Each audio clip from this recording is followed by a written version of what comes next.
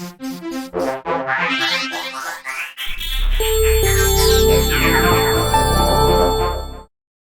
if you go camping out of your four-wheel drive, then you're probably going to run up against two problems.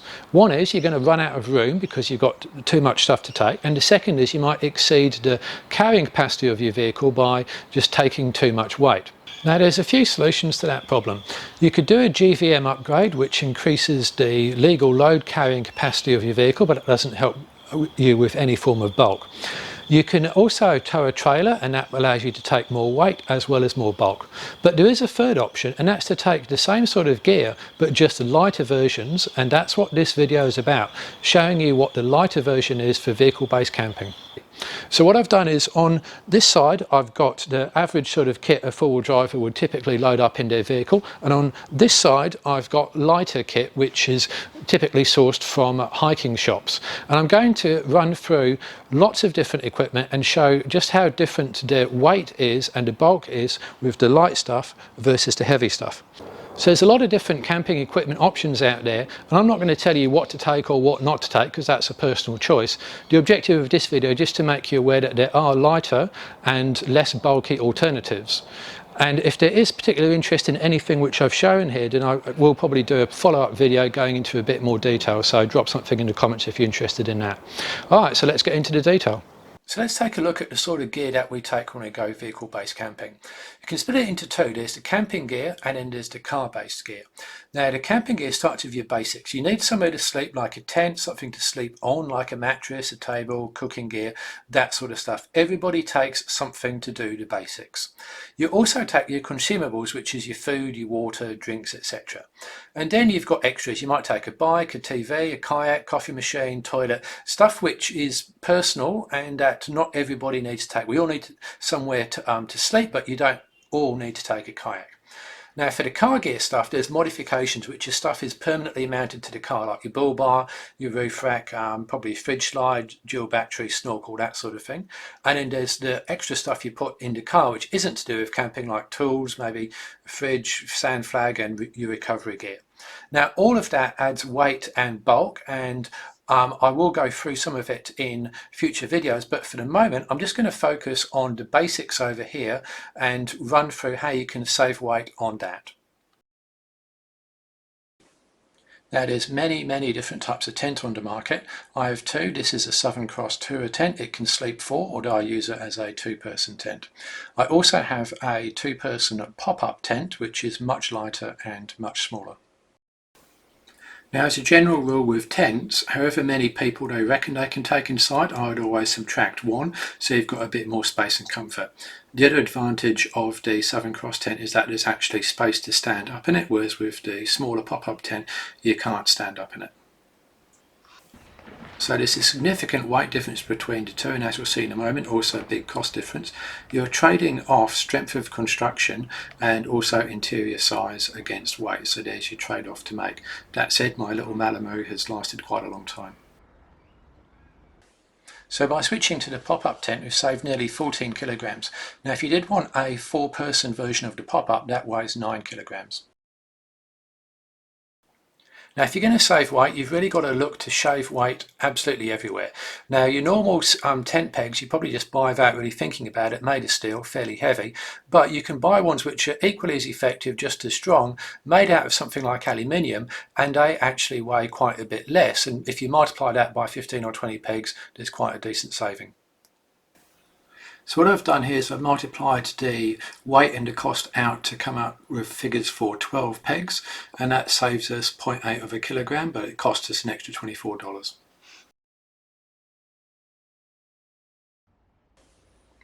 This is an old style lantern. You can only put it on a table or hang it from somewhere, and it's powered by D-cell batteries, so you've got to remember to bring some of them.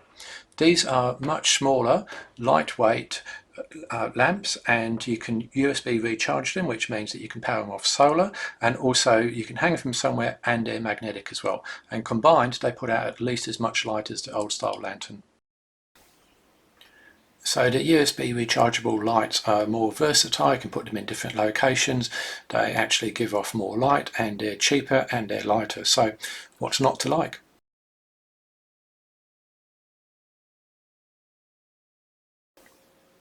This is a blow mould camping table. It's height adjustable, but it's fairly big and bulky.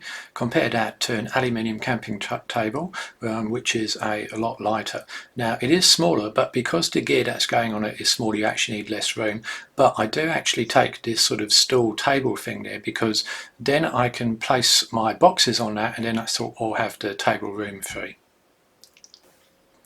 So the smaller table and the stool combined, that saves us 4.4 kilograms, but it means that we spent an extra $50 to achieve it.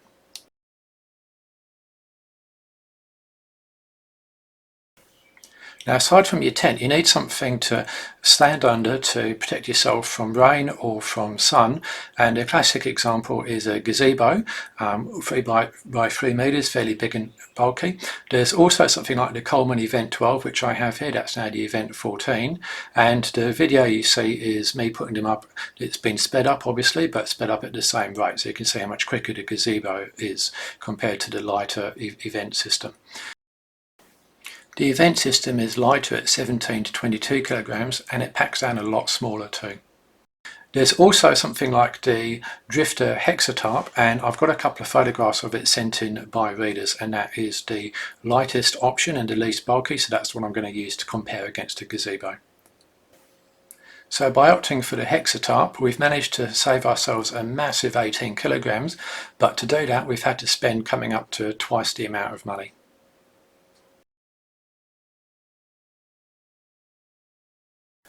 Chairs are something else where there's a huge amount on the market, including this very heavy but luxurious chair with a side table. Now I like this chair that I've got from Frontrunner. It folds down nice and compact, but it does weigh 4 kilograms, and it is easy to put together. It has a nice firm base.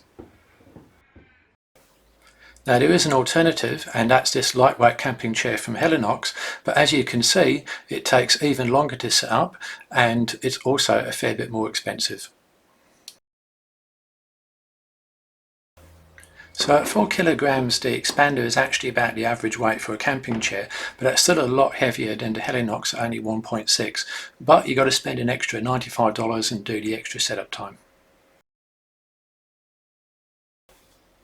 There's two basic types of sleeping bag, your synthetic sleeping bags and your down sleeping bags. The down sleeping bags are more expensive, but they pack up a lot smaller and they're a lot warmer. One disadvantage though is that they take a long time to recover if they're wet. Now one other point of down sleeping bags, you should store them not inside the bag, so decompressed. So at 1.5 kilograms this down sleeping bag is relatively heavy, but it's still lighter than the synthetic, and it is a lot more expensive, but remember it will be a lot warmer and it does pack up a lot smaller. But still, that is quite a lot of money when you're looking at multiplying it out for 4 or 5 people.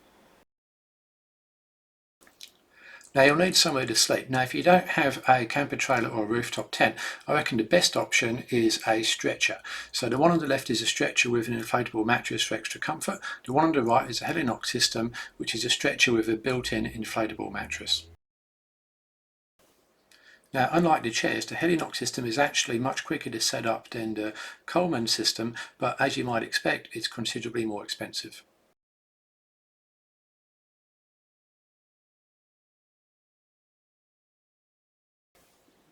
So we've saved 3.6 kilograms, but it's cost us an extra $400, and that's really going to add up if you've got to buy for a family of 4.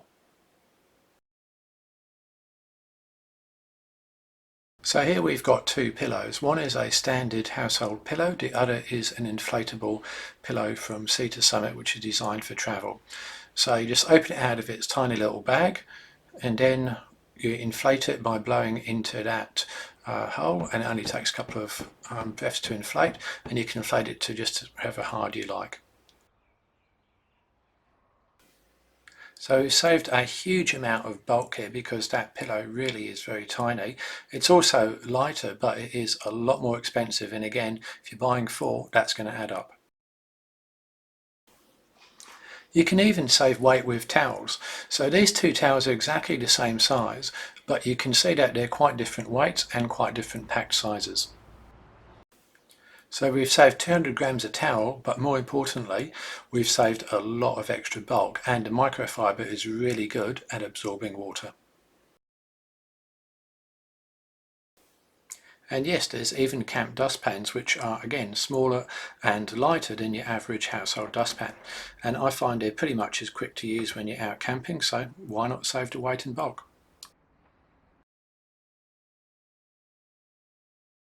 I'm now going to just show this integrated cookware set that I've got. It's a Sea to Summit set, and look at what's inside of it. So that's a pot, there's another pot, and then inside the pot we have got 4 bowls and 4 cups, and they're hot cups at that. So all of that packs away into one unit, nice and small, and it's all really light. So you'll see that over the next clips where we start to compare cooking gear. There's quite a few of these integrated cookware sets on the market. This one's from Sea to Summit, but there's ones from GSI Pinnacle, for example, and you can get them designed for 4 people or for 2 people. So here's a standard enamel bowl, cup and plate you can buy from any camping shop, and here's the equivalent lightweight from Sea to Summit. You've seen that in the previous clip, except I've added a plate there. And here's what we're saving, 0.55 versus 0.26 kilograms, and just for a change, the lightweight stuff isn't actually all that much more expensive.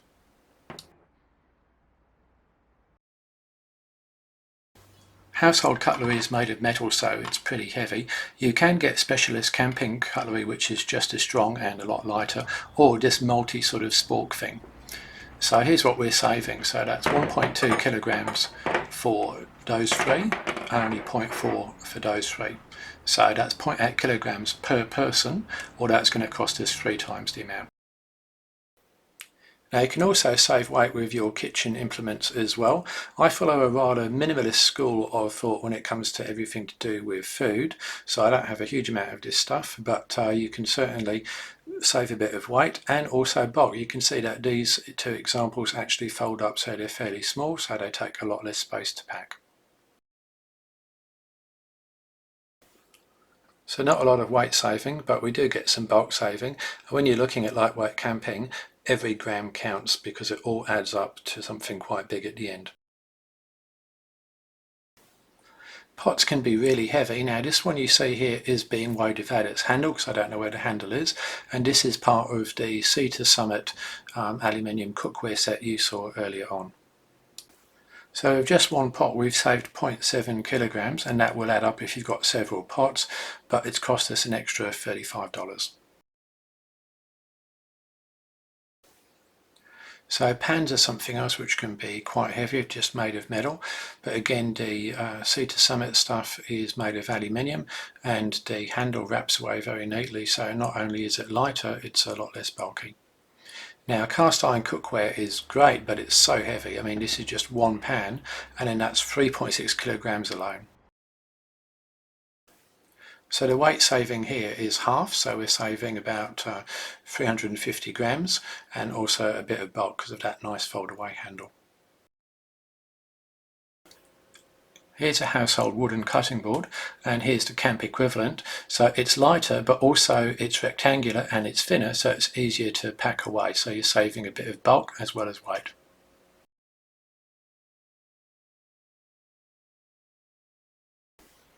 So many people like to drink wine when they're camping, and here's 2 just household wine glasses, and here's 2 camping wine, well I guess you call them plastics because they're not actually made out of glass. Now you can see here that they split into 2, so you can just construct them, and that means that they is packed down quite a bit smaller than what would otherwise be the case. So pay a little bit more, but save quite a bit of bulk and a little bit of weight.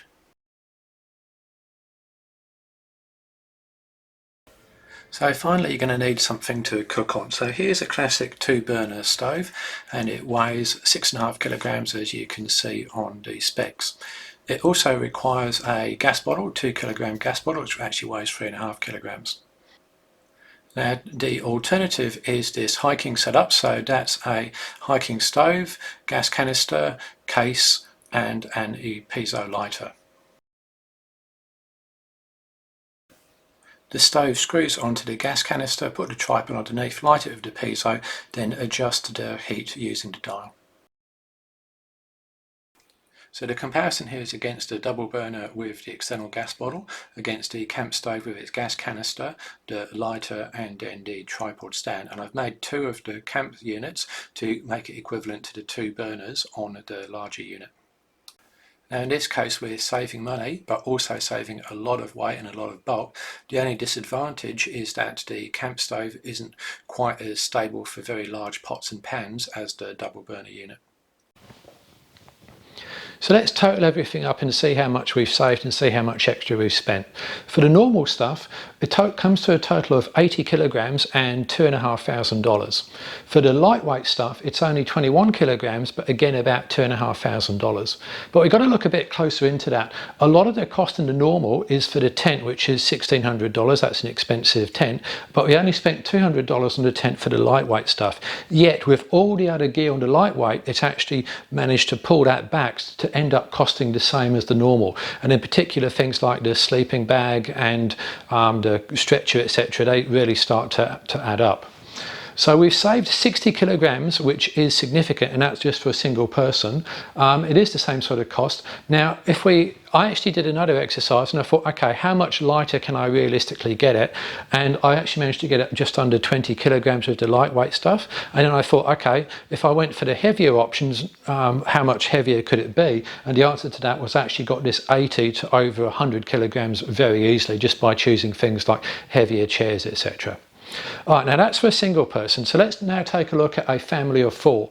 Now for a family of four, we need to multiply some of this stuff out. So we're going to assume more than one tent. We're going to assume 4 sleeping bags, 4 sleeping mats, etc. More cutlery, more tent pegs, more of pretty much everything, which I have put here. Now that comes out to 164 kilograms for that family of 4 of the normal gear, costing $5,600. For the lightweight gear, it only comes to 53 kilograms, but it costs us $7,200. And that's a saving of 110 kilograms, which is, as we will see in a moment, really significant. And that's going to cost an extra $2,000, which again is quite a lot of money. Okay, so let's look at your trade-offs. So we've got two axes here. We've got the cost and we've got the lightness and the smallness. If we've got something which isn't light or small and doesn't cost you very much, well, the major advantage of that is it's probably going to be cheap. And that's not necessarily a bad thing. If you've got space and you don't have much money, then by all means go for that stuff which isn't going to cost you a lot. If you've got something which, if you want something easy to use and comfortable, typically that's not going to be something which is the smallest and the lightest or the cheapest. You're going to need to pay for some quality there, but accept the fact with it being very easy to use and comfortable, then it's not going to be particularly small or light. An example of that might be a really comfortable camping chair. Now, if you want something which is small and light and good quality, that's going to cost you. There's no question about that, but it probably won't be the easiest to use or set up. And if you've got something which is light and small and doesn't cost you much money, well, I'd suggest that's probably poor quality and you should think twice about buying it. Now, some of the other trade-offs here, really it's about convenience and comfort. So often with the lighter equipment, it takes longer to set up. Not always, but often it does. And there's comfort as well. So, you know, again, coming back to the chair example, the most comfortable chairs are definitely not going to be the absolute lightest. And it's also ease of use. And that can actually work both ways. If something's very heavy, let's say that 22 kilogram awning, that if you're not strong, that can actually be a real pain to lift on and off a roof rack, for example. But some of the other stuff just takes a long while to set up. So these are the sorts of trade-offs you've got to think about. Okay, now let's bring it all home with an example. We're going to take the much loved Land Cruiser 200 series here. Now that has a GVM or gross vehicle mass of 3,350 kilograms. In the later models it used to be 3,300. That is the maximum the vehicle can weigh. Now unladen it weighs 2740 kilograms, which means it has a payload, or it can carry 610 kilograms. Not a lot for its size of vehicle, but that's another story. Okay, now let's take that 610 kilograms and we're going to add on to it this family of 4 here, and we're going to assume that that weighs 455 kilograms for the light people and for the heavy people, and again for the light people there. So we're starting at 255 kilograms. We're then going to add on to that all of our basics, which is what we've just run through. So that's your tents, your tables, your sleeping equipment, your cookware, etc. Just the basics, none of the extras. So that's 164 kilograms we're going to add on with the heavy side of things, but we're only going to add on our 52 kilograms for the light side of things. And you can kind of see where this is going. Now that leaves 192 kilograms in the rest of the car for everything else, whereas with the light one we've got 302 kilograms. So that's a significant percentage, and this is why weight saving is a good idea. Okay, now if we take that a bit further, and then we add on consumables. Now that's going to be things like your food, etc. We'll call it 25 kilograms for the heavy people and only 20 for the lightweight people, because the lightweight people have taken things like jars, and they've taken the contents of the jars and they put it into lightweight containers and basically managed to reduce their consumable weight a bit. And then if we add on things like the accessories, this is stuff like your sand flags, your recovery gear, tools, etc. The heavyweight people have just gone for 50 kilograms worth of stuff because they haven't really economised on weight, and the lightweight people have gone, well, we can get away with 30 kilograms because we're going to use things like synthetic extension ropes as opposed to a strap. We're going to use a snatch ring as opposed to a snatch block, etc. So they've managed to shave 20 kilograms there. Then we've got the modifications. This is your bull bars and your winches and your roof racks, etc. And I'm actually going to make it the same for both, 215 kilograms, and I can do another one about how to get that weight down a bit. But you can see that with the lightweight one, we're actually 38 kilograms underneath the GVM. With the heavy one, we're 99 kilograms over. Now, all of these examples are really just examples. You're going to have to do your own figures there, but it does show that if you start to really focus on weight a bit here and a bit there, that does add up, and that could mean the difference between exceeding GVM or not. Alright, so to summarise then, I've written a web post about this, and I'm going to add to it with questions, etc., and drop them in the comments. You can camp lighter, okay? There is a way to do it. Go to your hiking shop, take a look at what I've done here, and start making your decisions about what you can actually still take, but just take lighter versions. And I'm not even talking about not taking stuff, I'm just talking about taking lighter versions. There's so many options on the market, it's hard to cover them all, so please just take what I'm saying here as just some examples. Now, the advantage is maybe you can avoid a GVM upgrade, maybe you can avoid towing, and the advantage of buying the lighter gear is it can stay with you for many, many years, whereas a GVM upgrade is only specific to that vehicle, and a trailer can obviously restrict where you can go. And if you don't take some stuff, you won't miss it. It's one of those things, right? I mean, if you've never known something, then you're never going to miss it next time.